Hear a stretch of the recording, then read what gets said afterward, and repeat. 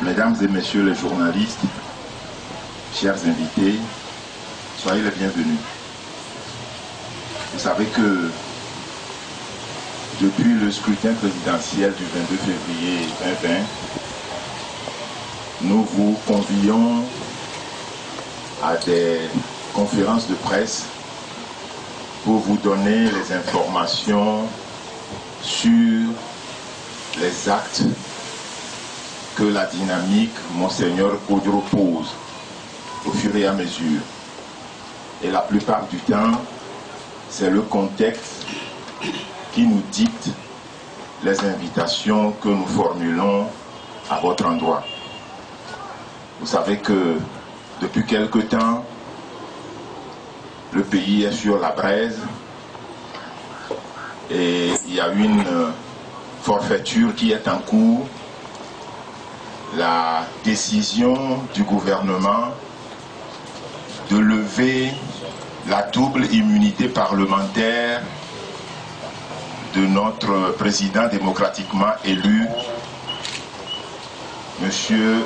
Gabriel Mensah Agbeyo Kodjo. Vous savez qu'il est revêtu de deux immunités. L'immunité d'ancien président de l'Assemblée nationale et celle de député, puisqu'il est actuellement député à l'Assemblée nationale avant de participer à l'élection présidentielle. Alors, Monseigneur Kodjo vous a convié à cette conférence de presse pour vous faire part de la nouvelle situation qui est créée depuis ce matin avec l'Assemblée nationale qui a siégé et qui a cru devoir lever l'immunité parlementaire de M. Agbeyo Kodjo. Alors, ce matin, la double immunité a été levée. Il y a eu un premier vote concernant l'immunité d'ancien président de l'Assemblée nationale. Les députés ont passé au vote et il y a eu 80 pour, 2 contre et 8 abstentions. Je crois qu'il est important de savoir que au sein de l'Assemblée nationale, tout le monde n'est pas d'accord avec la machination qui est en cours quant à la levée de l'immunité parlementaire de M. Agbeyo Kodjo. Alors le second vote concernant la levée de l'immunité parlementaire de députés a donné 78 voix pour, 1 contre et 8 abstentions.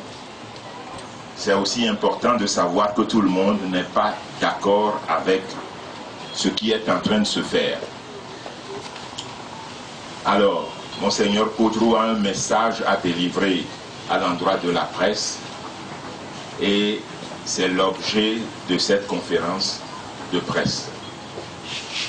Alors, sans plus tarder, nous allons laisser la parole à son Excellence, Monseigneur Kodjo, archevêque émérite de Lomé, qui est le père de notre dynamique, la dynamique qui porte son nom.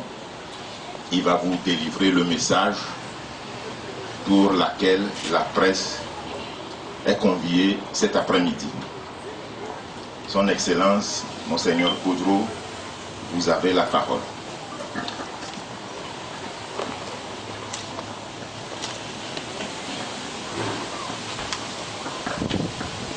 Bien chers compatriotes, je lance encore un appel solennel au peuple tougolais et à sa diaspora à dire non et arrêter la forfaiture du pouvoir impécuniaire qui vient de procéder à la levée de l'immunité parlementaire du président de la République démocratiquement élu afin de le mettre en prison. Dans quel pays sommes-nous? Togolais. Dans quel pays sommes-nous?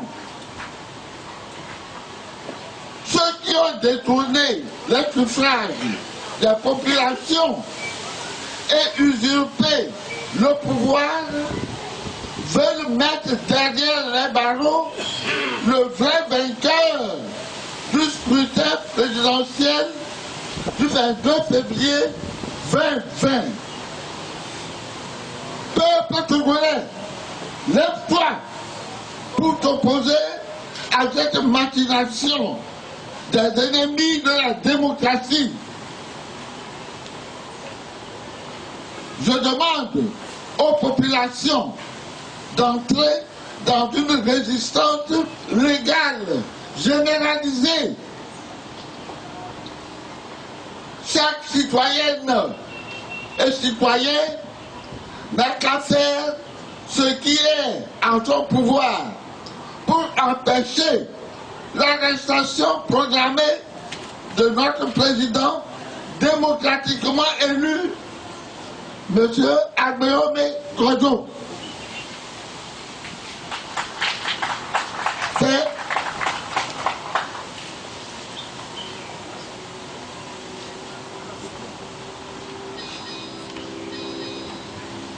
comment devons-nous faire cette résistance? Nous n'avons pas les armes, on ne veut pas des fusils de sang. Mais faites du bruit, sonnez les cloches des églises, les tam-tams, jouez au tam-tam, au tambour, partout, les casseroles, pour casser les oreilles à tous. Les émigrants sont demandés à klaxonner partout où ils passent pour que la ville, la capitale, résonne de notre résistance. Les taxis, pim, pim, pim, allez-y, faisons tout ce que nous pouvons faire pour que l'on sache que nous ne sommes pas d'accord. Si vous vous taisez à cet appel que je lance pour la dernière fois, j'en ai lancé de procéder à l'appel pour que nous puissions prévenir que guérir.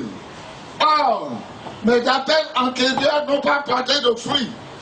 Et nous voilà devant un événement douloureux, injuste envers la nation, envers tous les Togolais, envers la transparence que nous désirons tous.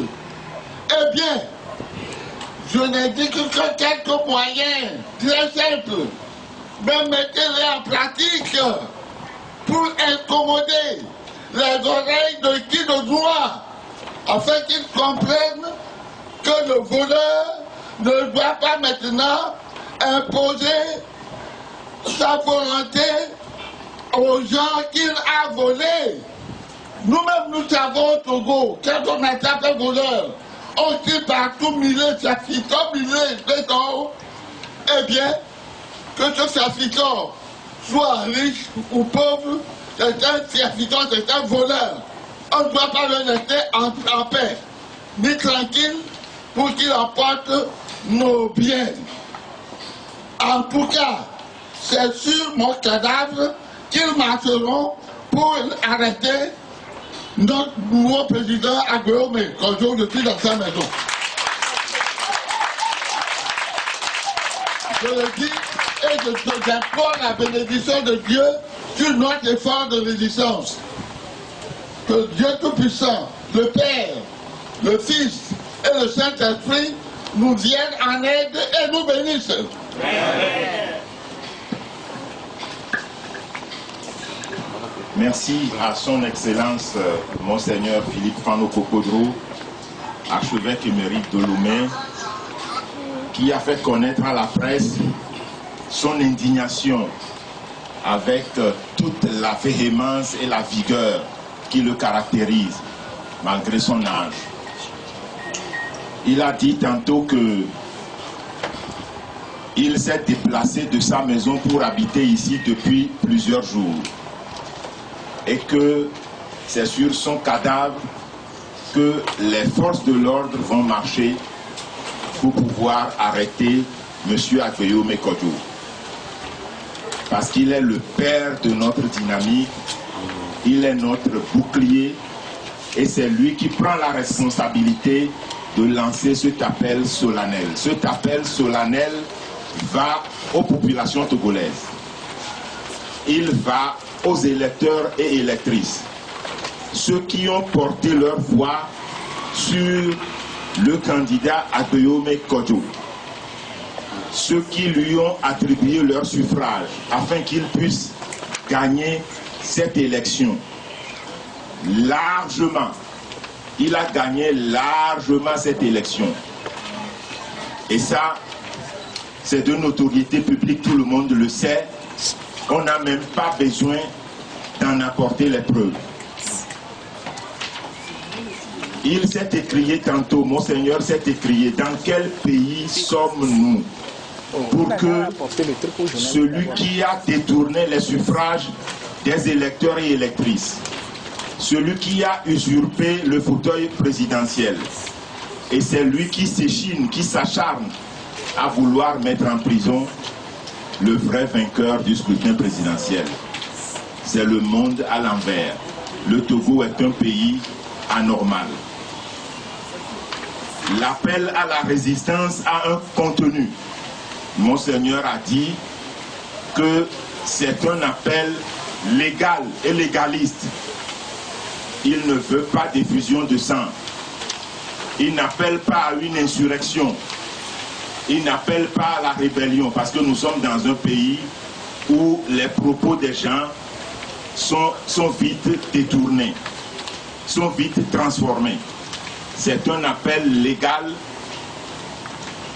qui d'ailleurs est conforme à notre Constitution qui dit en son article 150 que lorsque une autorité illégitime usurpe le pouvoir, le peuple a le droit à la rébellion. Nous n'irons pas jusqu'à la rébellion, nous demandons simplement qu'on nous restitue notre pouvoir. On ne peut pas nous spolier de notre victoire et vouloir mettre en prison le vrai vainqueur de l'élection présidentielle. Ça n'est pas possible. Et comprenez et rapportez aux populations, là je parle aux journalistes, que la dynamique Kodjo n'est pas prête de cesser la résistance. Nous résisterons jusqu'au bout parce que la victoire est notre. Il faut qu'on nous la donne. Voilà. Tout à l'heure, le député du MPDD qui a été à la session de l'Assemblée nationale au cours de laquelle l'immunité parlementaire a été levée, a rectifié les propos que j'ai tenus à l'entame de cette conférence de presse. Il a dit que les deux votes, le premier consistait à lever la double immunité parlementaire de M. Agbeyomi Kodjo, président démocratiquement élu, c'est-à-dire l'immunité d'ancien président de l'Assemblée nationale et celle de député. Donc ça, c'est le premier vote. Et au cours de ce premier vote, comme je le disais tantôt, il y a eu 80 voix pour, 2 contre, 8 abstentions. Cela prouve que même au sein du parti RPT Unir, il y a des gens qui ne sont pas d'accord avec la machination après la levée de l'immunité parlementaire. Est-ce que la justice doit le poursuivre? Et là aussi, les députés ont répondu à 78 voix pour, 1 contre, 11 abstentions.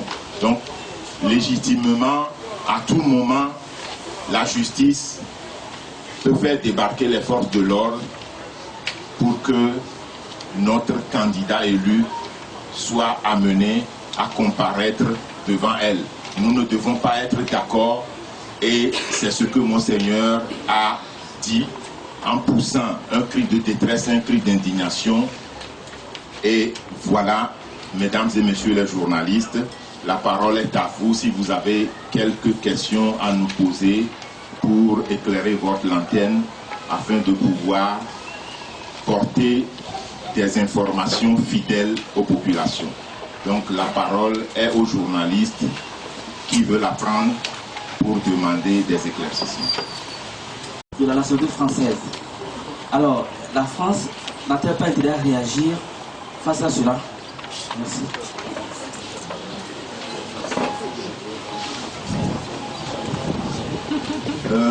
Bon, ça, M. Agueyome détient la nationalité française, c'est vous qui le dites.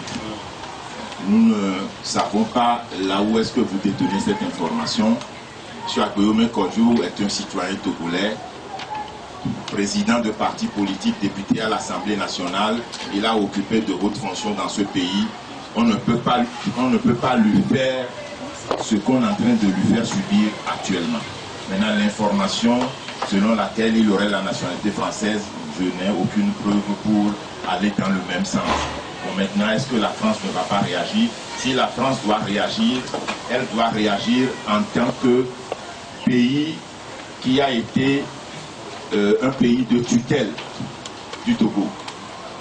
Normalement, la France ne peut pas nous dire qu'elle ne sait pas comment les élections se sont passées au Togo. Elle détient des informations. C'est d'ailleurs peut-être la raison pour laquelle, jusqu'à présent, elle ne s'est pas empressée de féliciter celui qui prétend être élu au cours de ce scrutin-là. Parce que, généralement, l'expérience nous a montré que à chaque fois qu'il y a une élection présidentielle, au lendemain de cette élection, la France félicite le vainqueur. Mais depuis que la Cour constitutionnelle a communiqué ses résultats, les résultats bidons qu'elle a communiqués, la France et aucun pays de la communauté internationale, à l'exception de quelques pays marginaux, n'a félicité officiellement le Togo. Et vous savez que les États-Unis ont sorti un communiqué en demandant au pouvoir, enfin au gouvernement, de faire en sorte que les résultats soient publiés bureau de vote par bureau de vote. Pourquoi le pouvoir ne veut pas s'exécuter s'il sait que c'est son candidat qui a gagné cette élection? Chiche, qu'il s'exécute. On vous demande de publier les résultats bureau de vote par bureau de vote. Il n'y a qu'à les publier pour qu'on voit. Maintenant, l'information selon laquelle notre président élu serait français et que la France devrait réagir, je vous laisse la responsabilité de vos propos. Ici. Je veux savoir, à part, vous venez d'évoquer le communiqué des États-Unis, à part les États-Unis, la base électorale, les Togolais, citoyens togolais qui vous ont voté, de quel soutien bénéficiez-vous actuellement à l'international? Du site Togosco. Je crois que depuis la proclamation des résultats, la dynamique est toujours dans la réaction. C'est-à-dire que le pouvoir, c'est le pouvoir qui imprime la réaction à une situation donnée. On n'a pas jusqu'à présent senti la dynamique imposer une marche à suivre au pouvoir. Comment expliquez-vous cette situation? Ma seconde préoccupation, Monseigneur Kodjo, c'est bien vrai un archevêque émérite qui, depuis quelque temps, prend des positions politiques qui, ma foi, peut mettre en mal l'Église catholique. Hier, il a reçu une visite d'une délégation de l'Église catholique. Est-ce qu'il peut nous dire un peu plus de quoi était question au cours de cette réunion? Est-ce que l'Église est venue, comme nous avons pu l'attendre, pour lui apporter son soutien? Merci. Aux trois questions qui ont été posées, je vais répondre à quelques-unes et peut-être les collègues qui sont autour de la table vont apporter aussi leurs réponses. Et peut-être à la dernière question, on va laisser Monseigneur Kodjo répondre. Alors, à part les États-Unis, quels sont les autres soutiens que nous avons? Alors, je vous ai dit tantôt qu'il y a une jurisprudence, il y a une expérience. À chaque fois qu'on organise une élection présidentielle au Togo, au lendemain de cette élection, l'Union européenne félicite le vainqueur, la France félicite le vainqueur, l'Allemagne félicite le vainqueur, les États-Unis félicitent le vainqueur et les autres pays de l'Afrique, de la CEDEAO. Mais cette fois-ci, nous avons constaté que aucun des pays qui ont des relations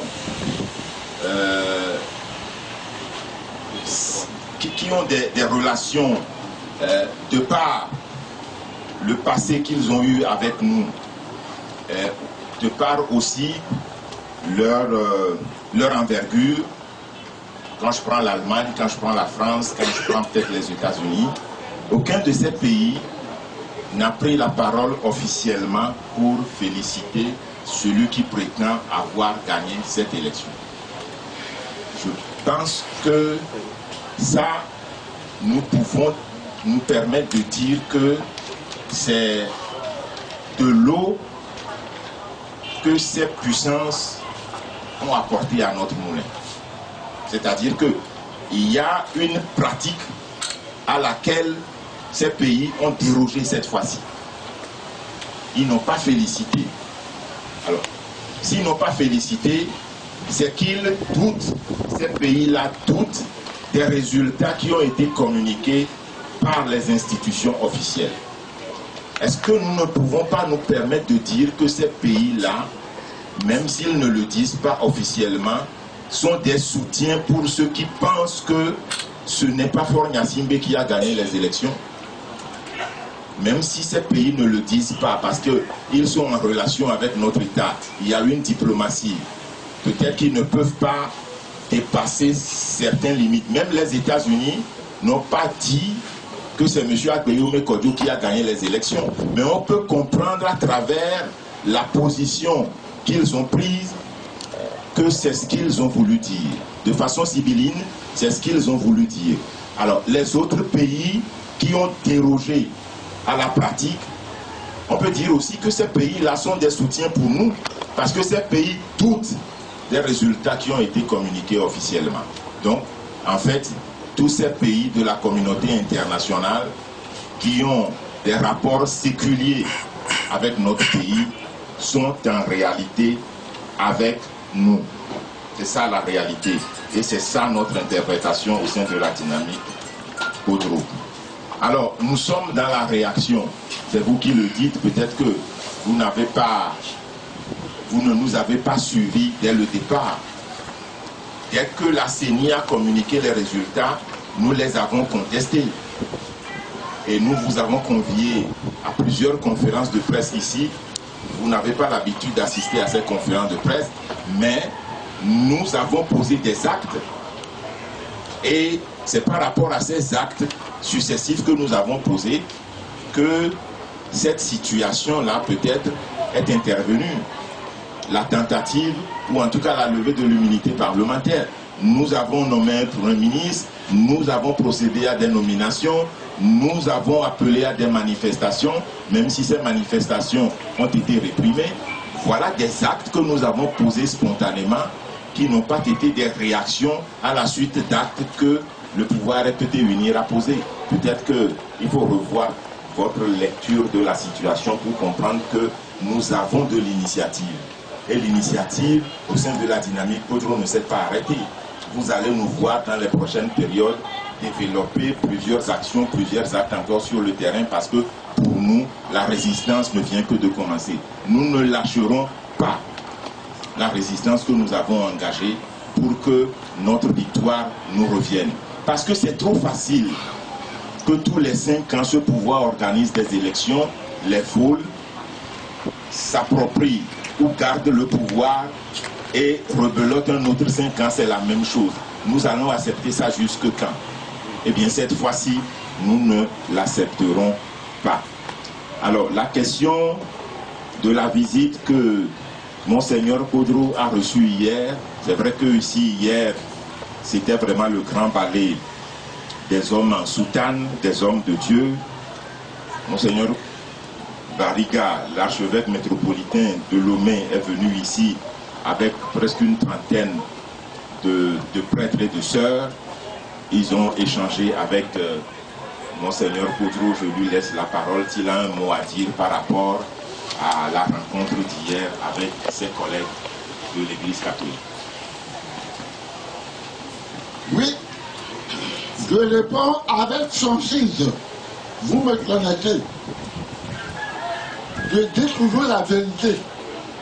Parce que je suis un évêque qui est pasteur de l'Église.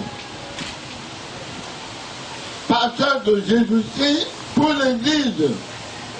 Et notre Seigneur Jésus-Christ a dit, je suis la voie, la vérité et la vie. Donc je n'ai aucun intérêt à tromper mes compatriotes, les Togolais, en souffrance. Et c'est à cause de leur souffrance que je me suis engagé avec les pauvres, les opprimés, les méprisés, les malades, les élèves qui ne trouvent pas d'école convenable pour leur formation, les fonctionnaires mal payés, les familles se plaignent, ils viennent chez moi mendier de l'argent, moi je n'ai pas d'argent. Eh bien, c'est pourquoi j'ai décidé d'aider ces pauvres-là. Et que cette élection-ci, cette fois-ci, nous gagnons les élections. Et ce que je vais vous dire, c'est par Wobé, moi-même, j'ai participé à la campagne électorale avec le candidat élu, objectivement élu. Et j'ai été témoin de l'accueil qui nous a été réservé partout, depuis Lomé. On a commencé par Djagoué jusqu'à Tchinkatsé, de l'Est jusqu'à l'Ouest. Et partout, c'est toute la population, les populations locales, des endroits où nous sommes passés, qui s'est mobilisée pour nous accueillir. On n'a jamais vu au Togo. L'accueil du candidat a été zéro faute, sans faute. Et quand cet accueil est fait au candidat, lorsque je parlais en personne, comme Amak Ladou, c'est une parole attentive, qui signifie le papa du chef. Humblement, je dois réclamer mon titre à la Chantilly. Je suis Amak Ladou. Je suis le papa du nouveau président. Eh bien, ma présence et mon apparition a encore suscité tellement d'enthousiasme que des gens avaient les larmes aux yeux. Et ils étaient sûrs que cette fois-ci, la victoire est déjà gagnée. Partout, c'est ainsi. Des gens nous ont attendus depuis 10h ou 9h du matin. Mais comme nous allions partout et que tous voulaient nous voir et entendre, des gens nous ont attendus depuis 9h ou 10h que nous n'avons pu rencontrer qu'à 10h du soir. Mes amis, l'enthousiasme est général. Même dans la nuit, ils attendaient. Par conséquent, quand j'ai attendu la CENI dire que M. Agbéome Kodo a rapporté seulement 18% des voix, Si j'étais dans l'Ancien Testament, je maudirais cette série pour son mensonge. Mais avec le Nouveau Testament, Jésus nous a appris à pardonner. Je n'ai pas pardonné parce qu'ils font du mal aux pauvres du Togo. Ils nous font du mal en niant la tendance et en maintenant au pouvoir une dictature sanguinaire, méchante. Excusez-moi le mot. Je suis évêque. Je devais apporter des paroles doucereuses. Mais ici, comme le Christ lui-même, qui n'a pas ménagé les pharisiens et les scribes hypocrites, j'emploie des mots durs à l'endroit de ce pouvoir-là. Eh bien, nous avons largement gagné. Et les fraudes diverses, diversifiées, nombreuses, appuyées par des sommes d'argent que le président partant a donné aux gens, leur a fermé la bouche et craché des mensonges. C'est pourquoi je dis à la dynamique, bonjour, bravo, et je l'encourage à résister. Et cette dynamique n'est pas seulement limitée aux membres de la dynamique. Tous les leaders des partis politiques, quels qu'ils soient, sont concernés. Ils s'ajoutent à nous tous pour manifester notre résistance, notre mécontentement et empêcher qu'on ne mette en prison l'innocent qui a été vainqueur. Donc, j'insiste sur ce premier point, que c'est un droit pour nous.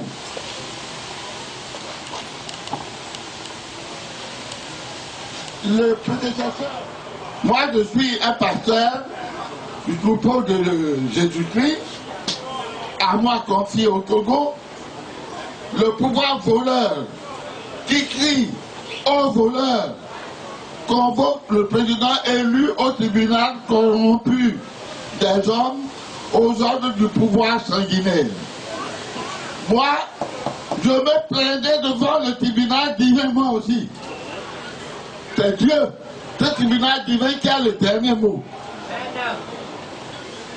C'est pourquoi je célébrerai la messe ce soir ici même pour confier cette injustice criarde au Seigneur, qui nous vienne à notre secours.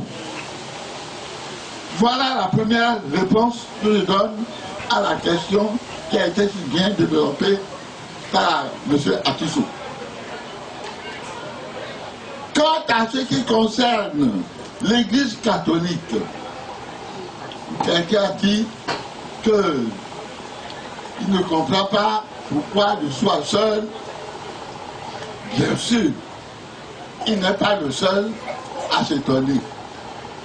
De l'extérieur, des informations sont parvenues à mon niveau pour demander s'il était le seul évêque de l'Église catholique au Togo.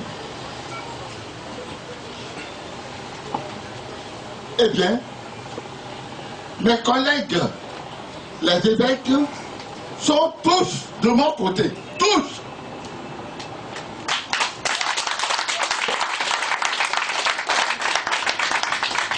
Je le répète, ils sont tous de mon côté. Et j'ai toujours signé doyen d'âge des évêques du Togo. Le 30 mars prochain, avec la grâce de Dieu, j'aurai bouclé 90 ans. Rond.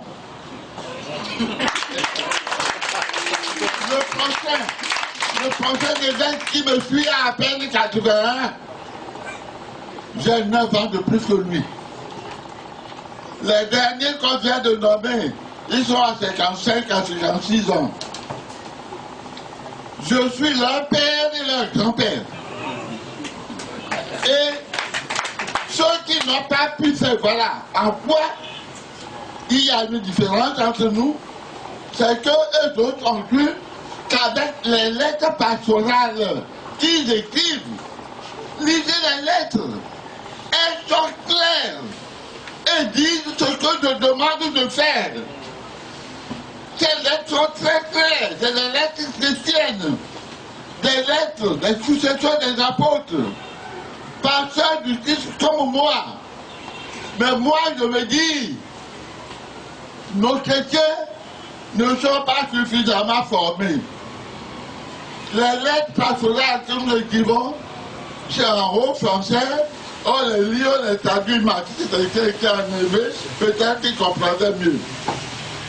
Mais ils lisent les gens dans les églises, et nous savons que souvent les sermons que nous faisons dans les églises, ça entre dans l'oreille droite et sort par l'oreille gauche. C'est pourquoi ils ne mettent pas en pratique ce que les évêques demandent. Or, parmi tous ces évêques-là, c'est le Seigneur lui-même, le Saint-Siège et l'État togolais et les leaders des partis togolais qui m'ont demandé à 90, malgré la présence de Monseigneur Dosset, Robert Dosset, feu Monseigneur Robert Dosset, le plus grand théologien de l'Afrique de l'Ouest. Ils ont dit non, qu'ils préfèrent Monseigneur Quadro, pauvre évêque d'Atapamé. Parce que l'histoire de l'épiscopat de chacun d'entre nous n'est pas unanime, unique, univoque partout. Moi, je suis né dans l'épiscopat avec un drame. Je n'ai pas voulu être évêque. Le pape m'a demandé ce service quand j'ai accepté et qu'on devait me sacrer à Atapamé. Les herpétistes se sont organisés pour brûler tout le dispositif qui était préparé à Atapamé. Et c'est nuitamment que j'ai quitté Atapamé pour venir à Lomé et improviser mon sacre, mon ordination épiscopale à Aboutibé. Voilà comment j'ai commencé mon épiscopat. Et pendant la cérémonie, les militaires armés sont entrés à l'église pour frapper les gens et arrêter parce qu'ils ont reçu l'ordre de tirer sur moi pour que je ne sois pas évêque. Quelle faute j'ai commise à n'obéir au pape? Voilà comment moi j'ai commencé mon épiscopat. Comme ils n'ont pas réussi, le cardinal Zungrana du Burkina Faso, de Ouagadougou, qui a été le consécrateur principal, a dit que le jeune Monseigneur Bandro vient de naître à l'épiscopat par voie césarienne, mais que le bébé est gros. Voilà. C'est pourquoi, tout en étant à l'époque le dernier des évêques, c'est moi que Monseigneur Dosset, le président Yadema lui-même, les leaders des partis politiques ont demandé pour diriger la conférence nationale. Le Seigneur choisit qui il veut pour des missions spéciales que lui seul connaît. À la suite de ça, j'ai été aussi président du Haut Conseil de la République. Et nous avons produit le chef-d'œuvre de la Constitution de 92 que le président Yadema a tellement accepté qu'il l'a soumise au référendum de tout le peuple togolais, qu'il a voulu approuver à 97,50% de oui.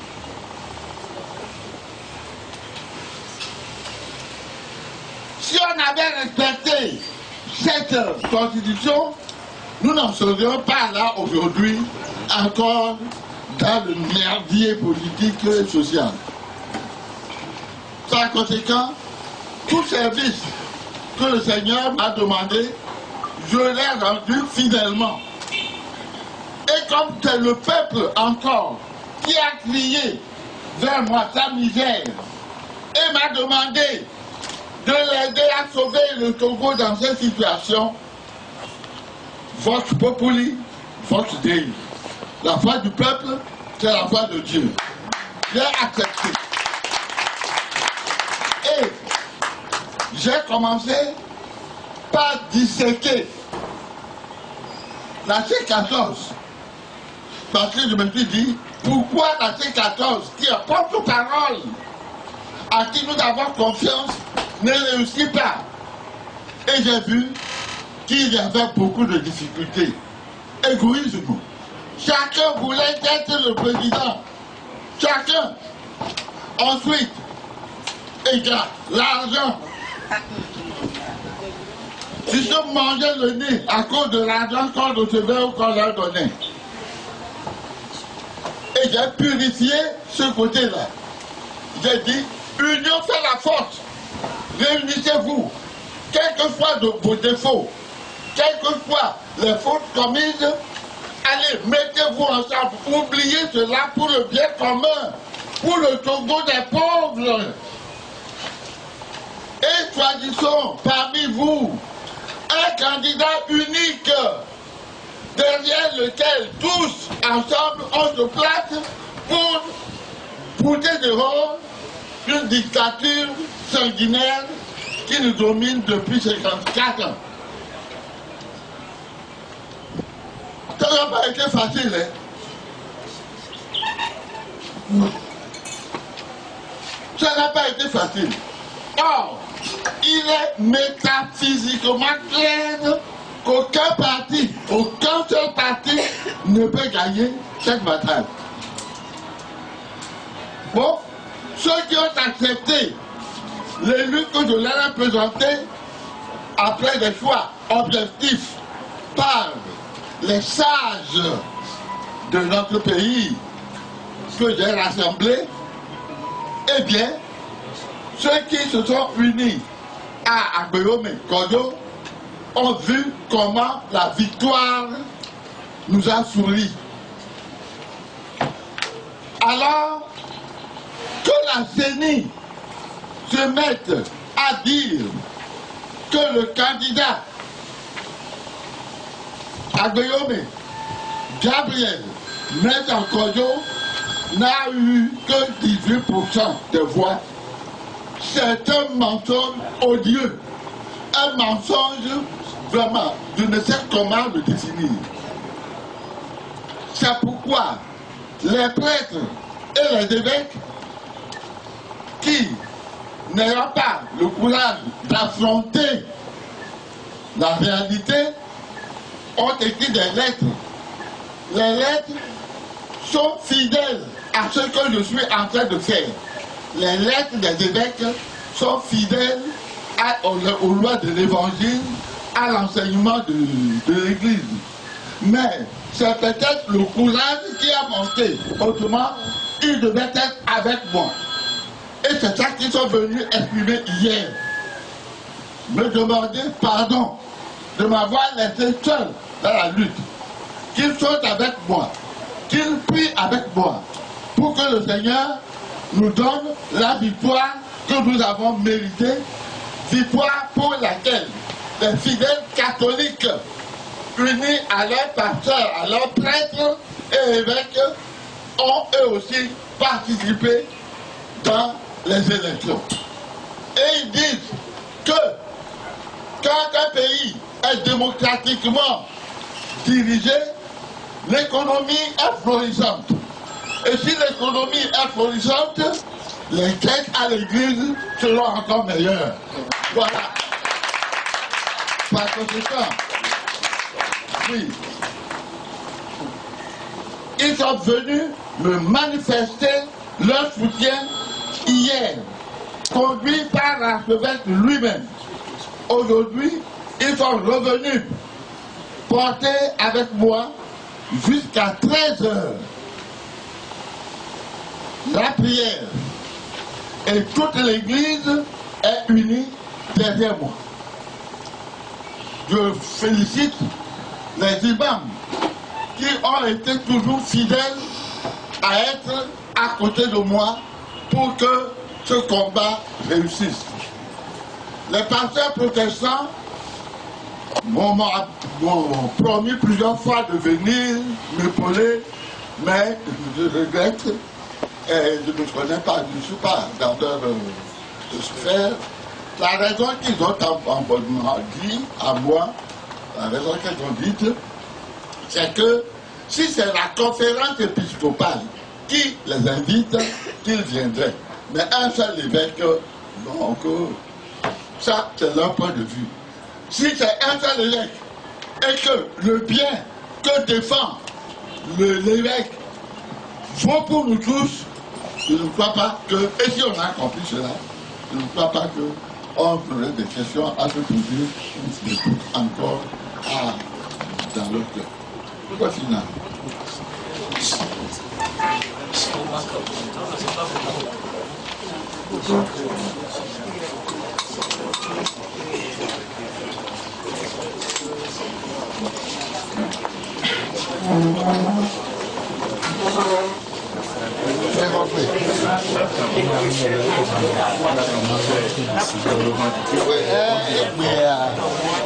J'ai allé voir conférence de presse,